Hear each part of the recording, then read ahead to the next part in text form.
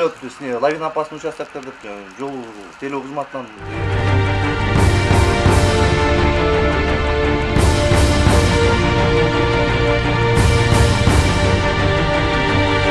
жолдогу кырсык катталып же бир чектөөлөр киргизилсе, Сосновка постунда атайын жылытуучу, тамак берүүчү жай уюштурулган. 2 дана жылдын ичинде 500 кишиге атайын ырасталган даярдыктары бар. Дүкөндөр менен келишимдер түзүлүп, продукты питаниялар ырасталган.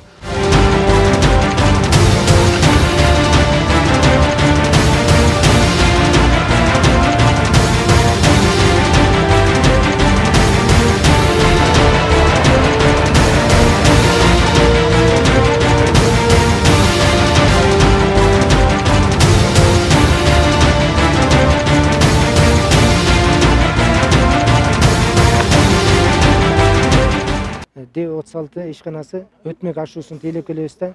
Узундугу 36 чакырым жол. Автогрейдерлер иштеп атат. 2 автогрейдер бар техникалардан, 2 самосвал бар, 1 погрузчик бар бердечи. 600 тонна бер жерде 600 тоннада инертный материалыбыз бар.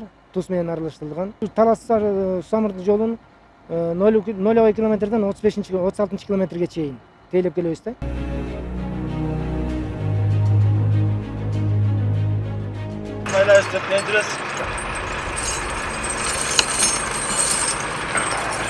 Техникаларды жаңылап, жақшылап, оңдап қойсақ,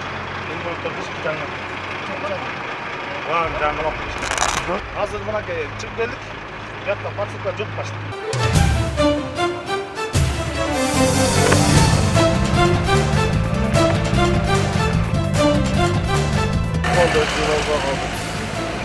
Sep var mı? Sep var.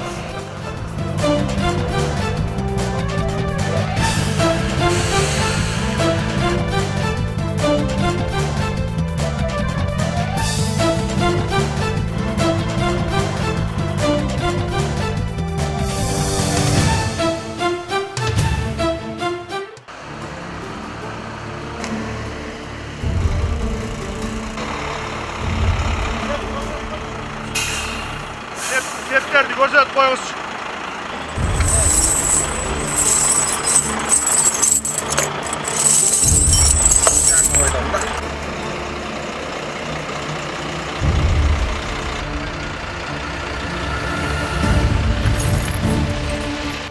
Айдоочулардын ар бирине эскертүү берип атабыз.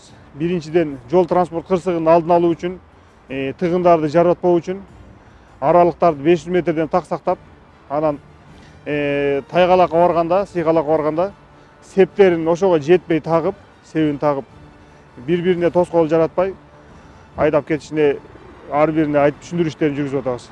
Мен элге жана жүргүнчүлөргө, айдоочуларга кайрыларым, кышка даярдыкты жакшы кылыш керек, септерин алып алыш керек.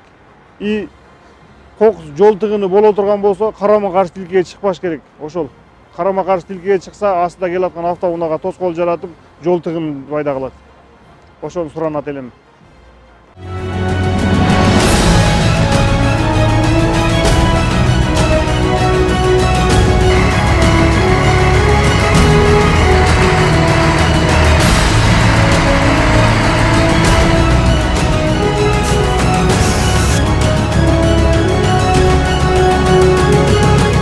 Ош-Бишкек унаа жолунун ошол убакта Төбө ашуу, Өтмөк, Алабел ашууларын абалдары боюнча көзөмөл жүргүзүү иштерин аяктап турабыз.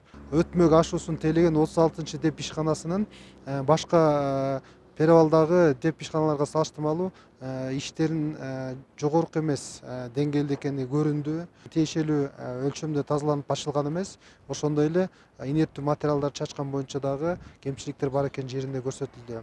Ал эми башка кызматтар боюнча айта турган болсок, Өтмөк ашуусунда биздин текшерүү убагында бир дагы патрулдук көзөмөлдөгөн бир дагы кызматкерди көрө алган жокпуз тилекке каршы. Өзгөчө Кырдаалдар министрлигинин дагы убактылуу жайгаштырылган куткаруу посторундагы тиешелүү текшерүү иштерин жүргүздүк.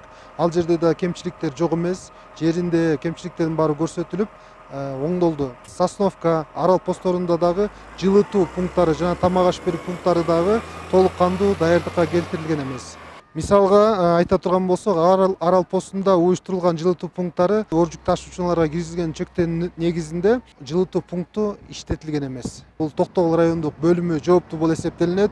Тиешелүү кызматтарды ошол эле убакта Токтогул райондук жарандык коргонуу кызматынын башчыларынын тарабынан ушундай жылытуу пункттары ачылып, тиешелүү иш-чаралар уюштуруш керек болчу. Кемчиликтердин дагы баардыгын фиксировать этип, тиешелүү чаралар көрүлөт.